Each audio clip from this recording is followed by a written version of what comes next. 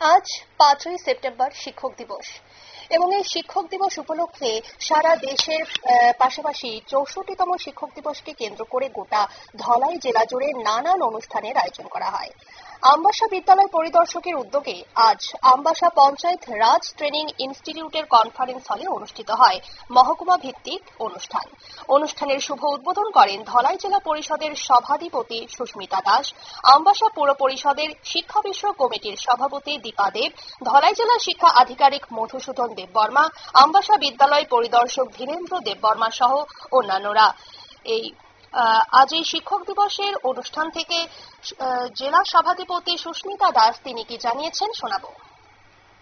আয়োজিত শিক্ষক শিক্ষিকাদের নিয়ে আজকে 64তম শিক্ষক দিবস উদযাপন হচ্ছে আমবাসা পিআরটি। এখানে বিদ্যালয় ধলাই জেলার বিভিন্ন বিদ্যালয়ে শিক্ষক শিক্ষিকাদের সম্মাননা জানানো হচ্ছে এবং রাজ্যপাল কর্তৃক প্রাপ্ত শিক্ষক শিক্ষিকাদের আজকে এখানে আমন্ত্রণ করে ওনাদের সম্মাননা দেওয়া হচ্ছে। কারণ আমরা আজকে যাই হয়েছি আমাদের শিক্ষক এবং শিক্ষিকা ওদের অবদানে আজকে আমরা এটুকু হয়েছি।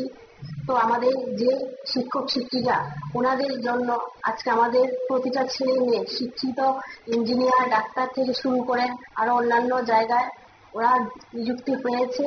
তো আমি সমস্ত স্তরের শিক্ষক এবং শিক্ষিকাদের আজকের এই শুভ শিক্ষক দিবসের শুভেচ্ছা ও অভিনন্দন জানাচ্ছি। ধন্যবাদ।